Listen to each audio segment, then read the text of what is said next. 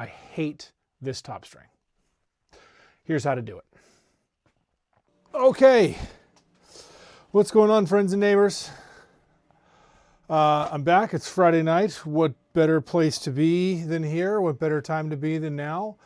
And we're going to do my least favorite top string in the world. I'm going to show you how to do it, and I'm going to tell you my opinion of when it's okay and my opinion of when it's not. Ultimately, it's up to you, but I don't know. Here we go. Let's get stringing. Okay, so this is a 4-hole through the mesh, 4 holes in the scoop, 3 holes through the mesh top string, Liberty style of top string. Tucker Dordevic kind of helped reinvent it at Syracuse a few years ago, and there's certainly plenty of other people in recent weeks and months, both in the college world and stringers who have been using it. And it is very frustrating for me because it's not about performance, and I am a number one about performance, but there's multiple aspects of performance that are important to discuss and know and understand. Right now we're working on an L4, excuse me. We've got some Hero 4, and I've got some pink string to offer a nice bit of contrast, I hope. So I'm going to walk through how to do, I'm going to walk through two Utah. Give me 2 versions of this. They're effectively the same, but you'll see them, and I just want to make sure that everybody understands 2 different ways to do it if you want to do it. Let's see. I literally have to figure out, I want to be going through 1, 2, 3 holes. So I've got 9 holes all the way across. I literally have to teach myself how to do this because I don't do this top string. So we got 9 holes across, 9-hole top string on a 10-diamond piece of mesh. 2 rows are doubled over. I've gone to double loop start on the second sidewall hole down over here. Outside in, outside in, outside in. On the last time going in, I go outside in, then inside out through sidewall hole number 1.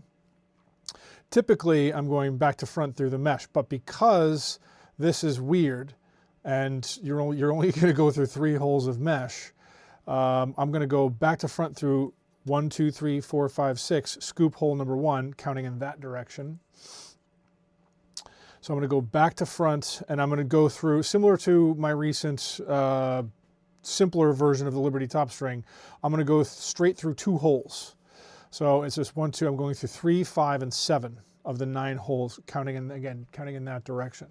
So front to back through the mesh hole number 3, back to front through scoop hole number 3, front to back through mesh hole number 5, back to front through scoop hole number 4, front to back through mesh hole number 7, back to front through scoop hole number 6.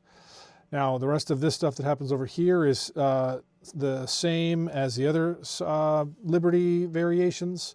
I do inside out through sidewall hole number 1, outside in through sidewall hole number 2. I am going to double loop over here on this side. So I'm going outside in, outside in, outside in 3 times with the string. I'm going front to back through mesh hole number 9 twice. I go outside in the 3rd time, and then inside out through sidewall hole number 1. Now, as you can see, we've got the zigzag pattern starting. I am going to make this, now I'm going to get this tight. If I were going to, so remember, I'm going to do this whole thing twice to show you 2 different variations of how to attach the string to the mesh itself. This, in my opinion, is the better of the 2 if I had to choose. If I wanted, as you've seen many players, they'll actually, if the mesh, in my opinion, is pulled all the way up to the plastic, that to me is a regular top string. If there's any measure of genuine distance between the plastic and the mesh, to me, that is a dropped top string. You know, if the mesh is, like, I've seen people tell me that my top string, my usual 9-diamond top string, not the non-Liberty version, is a dropped top string because I don't tie the plastic to the mesh. If the mesh is right up there next to it, it's not dropped.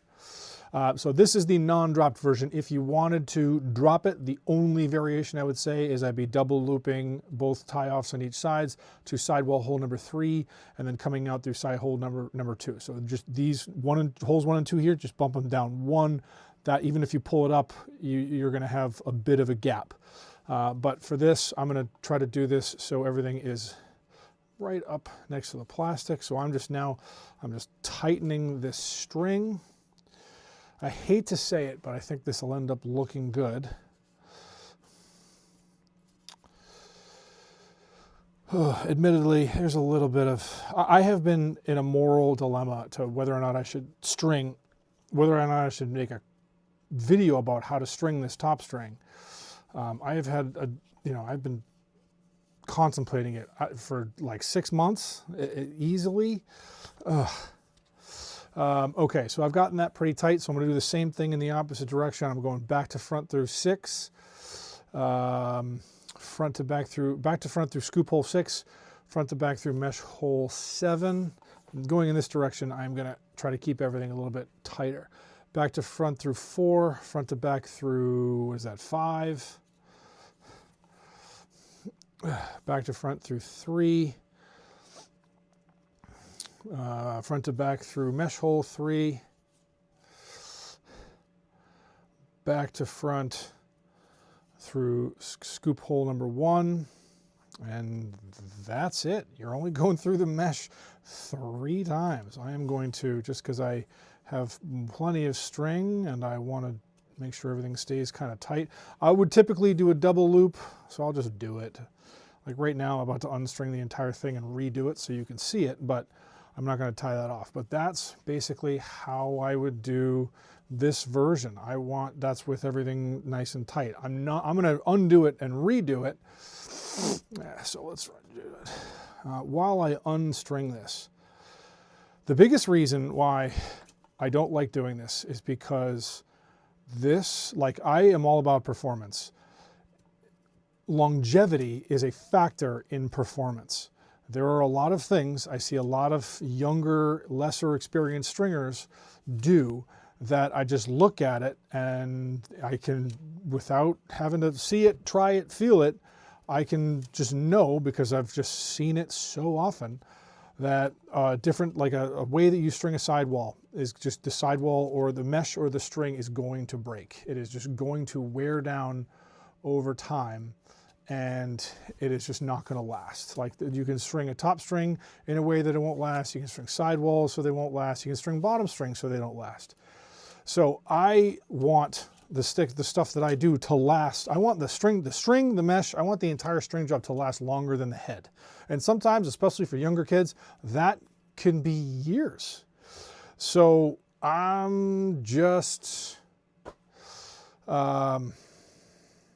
sometimes it can be years. So I don't want, when you can do things a certain way and have a string job last 6 months to a year longer than other options of how to string a stick, in my mind, there is no question of what you do.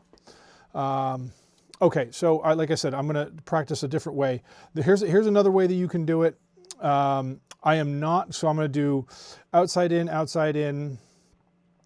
Did I go through 3 times? 1, 2, 3. Yes. So I went outside in, outside in, outside in. So a double loop start over here, but instead of going, so there's 2 aspects that are different from from the one that I just did. Instead of going outside in through 1, I'm going to go front to back through scoop hole number 1. I'm still going to be focusing on mesh holes 3, 5, and 7, going in that direction, but I'm trying something a little bit different here.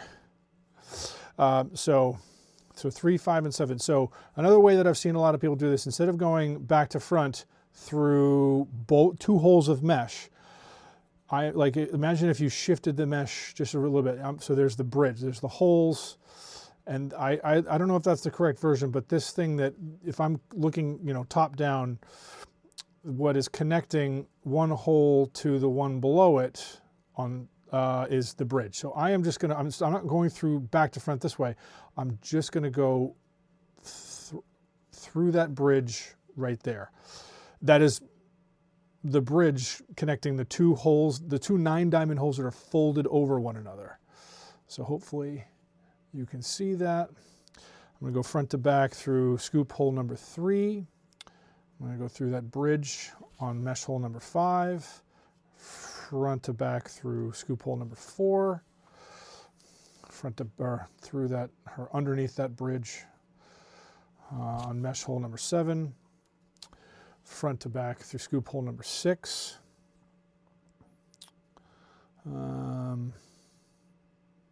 I'm going up here, I'm going outside in, and then front to back through the mesh. This is the double loop on sidewall hole number 2.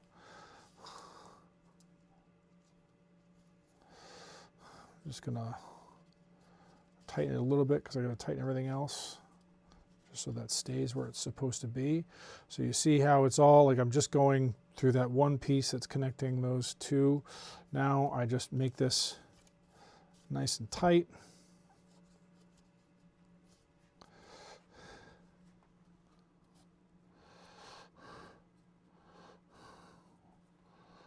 What did I do wrong here?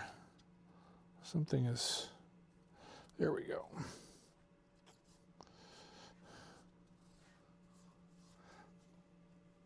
Make sure everything is nice and tight.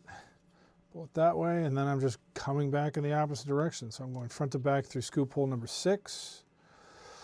This is going to be a little, you just got to make sure you're threading it through. So you're basically doing the exact same thing in the opposite direction.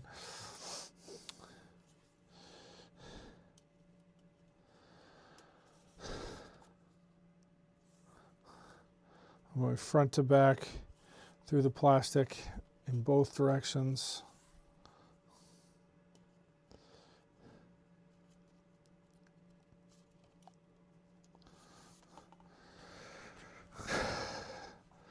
Just for the sake of it, you know, like right how, just for the aesthetic piece of this, you see there's only one double loop on one side, so there's enough room in these holes, in the sidewall holes, in the first few anyway, so I am just going to finish. I'm not going to do another loop. I am just going to go inside out through sidewall hole number 2 over here, and then I would just keep that nice and tight, make sure that that knot is right up there, up against the plastic, and there you go. Wait, hold on one second. Let's talk a little bit more. Okay, we're back. Hopefully you can see everything that I just did. I tried to do a little, you know, fun with time lapsing. You can use that in a couple of different ways for content, but just it's an easy way to shorten the video, get an idea for the process, but ultimately most of this will be on YouTube. Okay, so we have an L4 with Hero 4 strung up with my least favorite top string. I wish there was a way that it could be done better. I wish there's a way that it could be, you could be sure that it would last longer. So to be specific, I know I've touched upon this a little bit, and I'm about an hour past the start of making this video, so I forget everything that I said at the beginning. So forgive me if I'm redundant. Every decision that I make is about performance, but longevity is part of that. I want the string job to outlast the head itself. That is the goal. It's not going to happen a lot of times, especially with the high-level high school kids and the college kids and the pros, but still, that's still the goal. You know, the widest demographic of people playing lacrosse right now, middle school, 7th and 8th graders, boys and girls. Big drop off from middle school to high school, big drop off from high school to college. So like that's where the middle school kids right now is where the most lacrosse is being played. And so those are the kids, like the elementary school kids and the middle school kids, those are the kids. And often they don't have their own money. From the sake of wanting to make sure that like we as stringers, we can make decisions that help these sticks not only perform at the highest level, but perform at the highest level for extended periods of time. There are decisions, there are decisions that we can make that will radically shorten the amount of time that a string job lasts. To be fair and to be honest, this top string for elementary school kids, middle school kids, it'll last because they're just not putting enough stress on the mesh and the string for it to break down from just general wear and tear and use. Even some kids in high school, like this will work. So generally speaking, am I ever going to do this? No, I am not going to, I will never switch to doing a 3-hole mesh, 4-hole scoop top string. It's a Liberty variation. Um, it looks cool. I wish it would. I wish I knew it would last longer. So for younger kids, if I had an elementary school kid, middle school kid, and they asked for something like this, reluctantly I would probably do it because I know how important it is to have what you want and look good, feel good, play good. I would refuse to do this for high school kids, especially older high school kids, and some college kids. And the only reason why I say some is because if I was back in my operations role as the director of operations for like Harvard Men's Lacrosse and somebody wanted this, I would end up doing it, but I'd probably give the kid a hard time. But I would do it for them because they have access to heads and they have access to mesh. So if in the event it broke down quickly, those kids don't have to pay for new heads. You know, you go to a lot of the Division 1 schools, like they have, you know, they may not be given these heads out willy-nilly, but they have access to them. A lot of Division 3 schools, like those kids are still paying for their sticks. Most of, if not all of the Division 3 schools that I coached in for over 10 years, like we weren't providing kids, like we might give them a little bit of help here and there, but like they're not getting, you know, a stick, 1, 2, 3, 4 sticks. So for kids that are going to go through heads faster, like, or that are putting a lot more stress on their heads, like I wouldn't do this because it's not going to last for people who are playing at a very high level and playing all the time. For younger kids, I would do it if they asked. So there you go. If you have any questions, obviously put them down in the comments, shoot me a DM, shoot me an email, like, comment, subscribe, all that good stuff. I'll be right back. Until then, keep stringing.